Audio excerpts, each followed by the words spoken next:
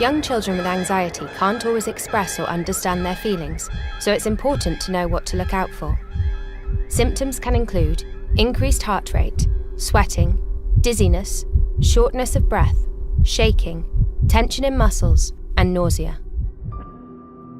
Children with anxiety can often experience negative thoughts or worries. They can become overwhelmed by what-if thoughts, getting anxious about things that might happen in the future.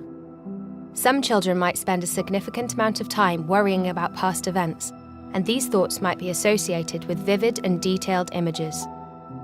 They might try to avoid the things they fear, people, animals, or objects, and as the disorder develops, they may start to avoid certain situations altogether, even ones they used to enjoy. This avoidance can have a significant impact on their day-to-day lives.